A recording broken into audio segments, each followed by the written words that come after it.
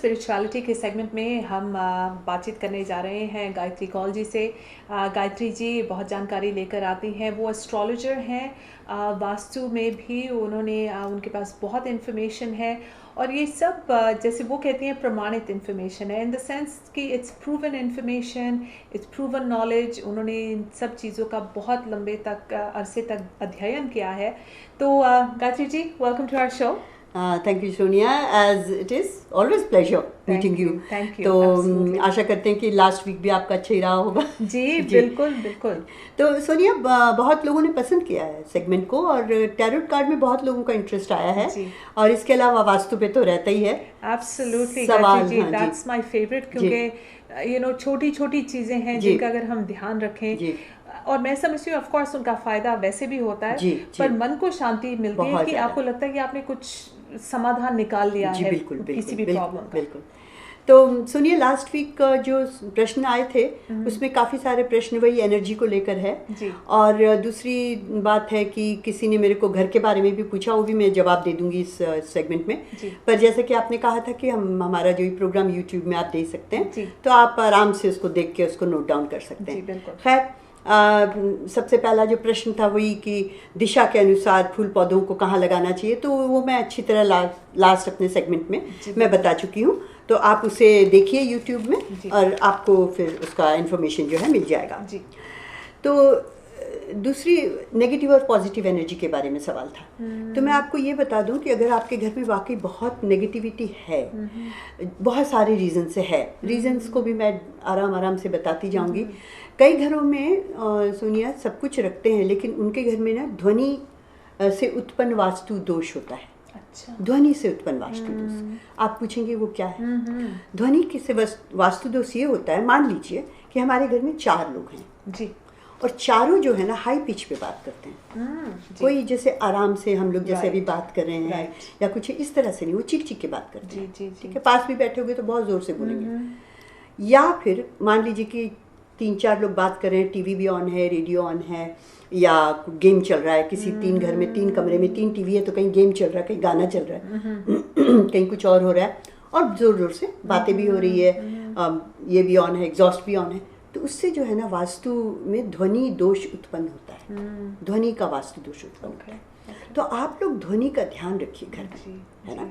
बहुत ज़्यादा सब तरफ से हंगामा, चिल्लाना, ये वो, ये सब नहीं करना चाहिए। और इसमें गायत्री जी बहुत ये आपने जो बात कही, जो सेंसिटिव लोग होते हैं या जो इन सब चीज़ों का कुछ ध्यान एहसास करने लगते हैं, उन्हें खुद को कुछ रेस्टलेसनेस महसूस होने लगती है, वही कि कुछ एंजाइटी होने लगती है। बिल्कुल। तो इसीलिए ये सवाल इसलिए है। तो मैंने कहा कि आप, तो मैंने देखा है कई घरों में जाकर, क्योंकि मैं वास्तु करती हूँ तो कई घरों में कई चीजें मैंने नोट किया है जी। और मैं काउंसलिंग करती हूँ तो उसमें मैं देखती हूँ कि लोगों को एंजाइटी होती है, तो वो घर का माहौल बहुत असर करता है। बहुत, बिल्कुल।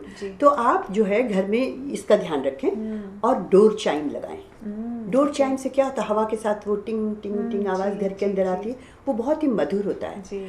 सुबह सुबह आप खिड़की खोलें, चिड़ियों की चहचहाहट जो आएगी आपके अंदर, उससे आपका एनर्जी अच्छे घर के अंदर आएगी। तो ये जो 2-3 चीज़ें हैं आप ज़रूर करें, ठीक है।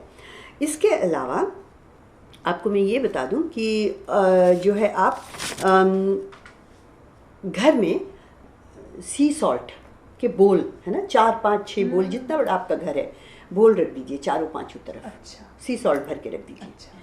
वो जो है आपकी सारी नेगेटिविटी एब्जॉर्ब करता है। really? हाँ। तो फिर उसको 10-15 दिन के बाद उसको बहते हुए पानी में आप बहा दें। ओके। तो नेगेटिविटी बह जाएगी। ठीक। इसके अलावा अगर आपको लगता है नेगेटिविटी बहुत ज़्यादा है, बोल तो आप रखें, लेकिन पोछा लगा दें नमक वाले पानी से, सी सॉल्ट से घर का।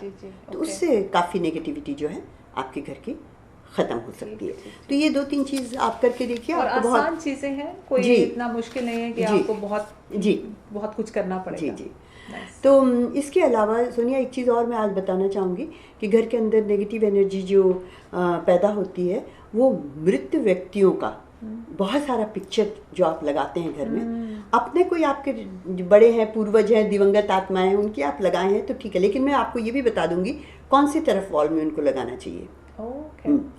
तो लेकिन अगर आप किसी का भी, जैसे कि फ़ोटो लगाते हैं, कई लोगों को मैंने देखा है कि एलिजाबेथ टेलर का फ़ोटो लगा के रखें, ना, बड़े बड़े माइकल जैक्सन का लगा के रखे हुए हैं इधर उधर। तो इस तरह की चीज़ें आप घर में बहुत ज़्यादा जब लगाते हैं, या पंख लगा दिया सब तरफ से बड़े बड़े, वो सब आप मत रखिए। तो उससे दूसरा एक बहुत इम्पॉर्टेंट चीज़ सोनिया, और ये मैंने देखा है, अगर आप घर में ना कंकाल, जैसे स्कल का कई लोगों को बहुत शौक होता है, स्कल का फोटो रखेंगे, स्कल्स रखेंगे, डिफरेंट मेटल में बना हुआ, चाबी के गुच्छे में स्कल्स रखा हुआ है, या जो कुशन है वो स्कल में, उसमें स्कल का फोटो है। उससे मैंने देखा है कि उससे ना बहुत लंबे समय के लिए रोग आ जाता है घर में, बीमारी आती है। तो इसका आप ध्यान रखिए, ये सारे कुछ नेगेटिव एनर्जी पैदा करते हैं, तो इसका आप ध्यान रखिए, ठीक है ना। तो ये आप मत रखें घर में। अच्छा, अब अगर आपको अपने दिवंगत प्रियजनों का फोटो रखना है तो आप दक्षिणी दीवार पर लगाएं। ओके, ठीक है, दक्षिणी दीवार पर। दक्षिण हुआ साउथ है, दक्षिण, उत्तर दक्षिण, दक्षिण साउथ हुआ। ओके, आई नो साउथ, ठीक है। अच्छा, आपके जो जैसे कोई महान संत हैं, या आप किसी को ईस्ट, जैसे भगवान कृष्ण राम किसी को मानते हों, या आप कोई महापुरुष का फोटो आप लगाते हैं, तो आप ज़रूर लगाएं, लेकिन उसे जो है आप जो है उत्तरी या पूर्वी दिशा में लगाएं। ओके ओके, ठीक है, इन दो दिशा में लगाएं। अच्छा सोनिया, मैंने कई घरों में देखा है कि बाहर जंगल का जो सीनरी लगा देते हैं, या फिर कोई भयानक जानवर का लगाया, या फिर कई घरों में मैंने देखा है कि घना जंगल, चट्टान, इन सब के चित्र उनको बहुत अच्छा लगता है, वो लगाते हैं। तो ठीक है, आप लगाइए, लेकिन उसको आप दक्षिण पश्चिम क्षेत्र पे लगाइए। ओके, ठीक है, दक्षिण और पश्चिम क्षेत्र। दक्षिण अगेन साउथ हो गया, साउथ हो गया, पश्चिम वेस्ट, ठीक है, वहाँ पे लगाइए। तो या घर में ना आप डूबते हुए जहाज का फोटो मत लगा के रखिए, विच इज़ नॉट गुड। आपका जो इकोनॉमी है ना, वो बहुत डामाडोल हो जाता है, उससे बहुत संकट आती है, तो आप उसका ध्यान रखिए। एंड आई गेस इसमें अगर वैसे कॉमन सेंस वाली आप बात देखें तो ये है कि जो तस्वीरें जिन्हें देखकर रियल लाइफ में अच्छा नहीं लगता है, अच्छा लगेगा, तो आप बिल्कुल, वो नहीं रखें, बिल्कुल वो नहीं रखें।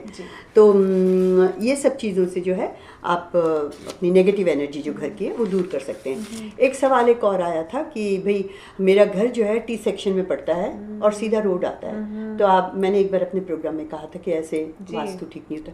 तो सिंपल है, आप बाहर फ्लड लाइट लगा दीजिए, ठीक है, घर के बाहर खूब तेज रोशनी का वो लगा दीजिए। अच्छा, तो उससे आपका वास्तु दोष जो है वो नष्ट हो जाएगा।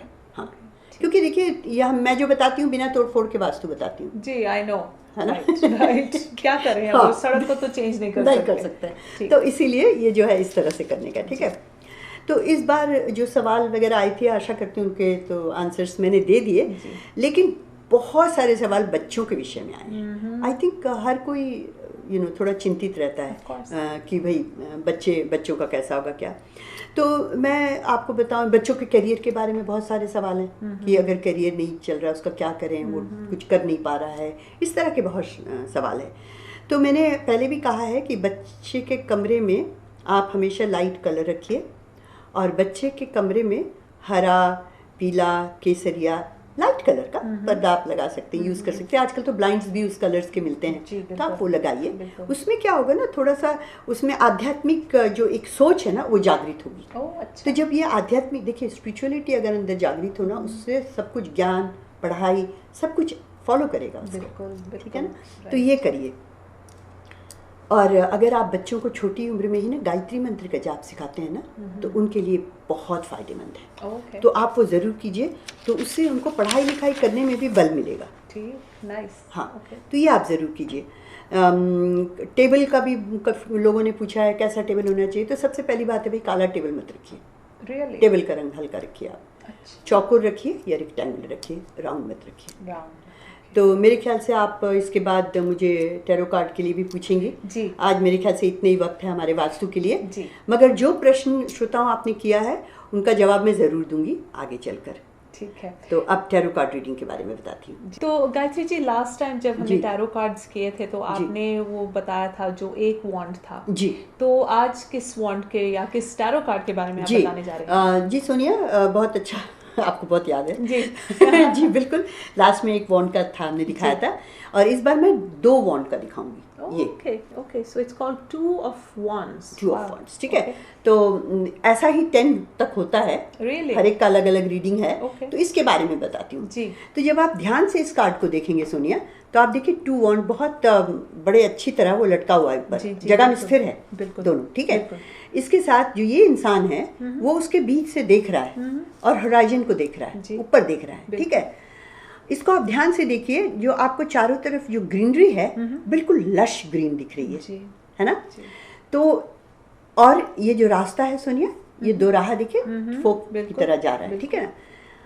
आप और भी ध्यान से देखिएगा ना, तो 2 हिरन है छोटे छोटे, राइट, है ना। वो अपना वो क्या कहते हैं, घास खाना भूल के देख रहे हैं, अलर्ट हो गए हैं कि बहुत अच्छी तरह। तो जब हम इस कार्ड को, ये 2 वॉन्ड के जो कार्ड है, इसको हम पढ़ते हैं, बहुत ही ब्यूटीफुल कार्ड है एक्चुअली ये। इसको जब हम पढ़ते हैं सोनिया, तो ये 2 जो है ना, ये पार्टनरशिप को भी दर्शाता है। हाँ। और ये भी दर्शाता है कि आप 2 काम शायद एक साथ करना चाह रहे हैं, डबल चीजें करना चाह रहे हैं साइमल्टेनियसली, है ना। वो भी हम इससे पकड़ लेते हैं कि भाई ये है। ठीक है। इस कार्ड में आप देखिए कि इसमें जो ग्रीनरी शो कर रही है ना, वो ये शो कर रही है कि प्रॉस्पेरिटी के मार्ग आपके अच्छे हैं। Oh really? हाँ, प्रॉस्पेरिटी अच्छी है।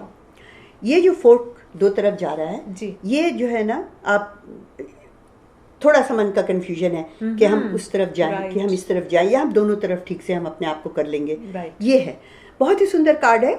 इसमें जैसा कि मैंने कहा था, ये अग्नि का प्रतीक है, फायर का, यू नो। तो इसमें एनर्जी बहुत है, और ये 2 वॉन्ड है, तो ऑब्वियसली इसमें ज़्यादा एनर्जी, दोनों में अग्नि है ना। इसमें एनर्जी बहुत है। इससे पार्टनरशिप का पता लगता है इस कार्ड से।